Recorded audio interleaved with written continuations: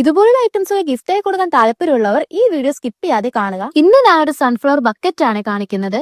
First ഞാൻ ചെയ്യുന്നത് sunflower ആണ്. ആദ്യം ഒരു യെല്ലോ പേപ്പർ എടുത്ത് ഇതുപോലുള്ള മെഷർമെന്റിൽ കട്ട് ചെയ്തെടുക്കുക. എന്നിട്ട് അതിന്റെ മുകൾ ഭാഗത്തായിട്ട് ചെറിയൊരു ഗ്യാപ്പിൽ വരയിട്ട് കൊടുക്കുക. എന്നിട്ട് വീഡിയോയിൽ കാണുന്നത് പോലെ ആ വരയിട്ട ഭാഗം ഒഴിച്ച് ബാക്കിയെല്ലാം ചെറിയ ചെറിയ പെറ്റൽസ് ആക്കിയിട്ട് കട്ട് ചെയ്തെടുക്കുക. അതുപോലെ തന്നെ ബ്ലാക്കിലും ഇതിൽ കാണിച്ചിരിക്കുന്നത് പോലെയുള്ള മെഷർമെന്റിൽ കട്ട് ചെയ്തെടുക്കുക. യെല്ലോ പേപ്പറിൽ ചെയ്തതുപോലെ തന്നെ കുഞ്ഞു കുഞ്ഞു പെറ്റൽസ് ആക്കിയിട്ട് ഇതിലും കട്ട് ചെയ്തെടുക്കുക. ഗ്യാപ്പ് വിട്ട ഭാഗത്ത് കുറച്ച് പശ തേച്ച് പതിയൊന്ന് റോൾ ചെയ്തെടുത്താൽ ഇതുപോലെ കിട്ടും. ഇത് സൺഫ്ലവറിന്റെ സെന്റർ പാർട്ടിൽ വരുന്നതാണ്. ഇനി യെല്ലോ പേപ്പറിൽ ബ്ലാക്കിൽ ചെയ്ത പോലെ തന്നെ സെയിം മെത്തേഡ് ഗ്യാപ്പ് ഉള്ള ഭാഗത്ത് പശ തേച്ച് കൊടുക്കുക.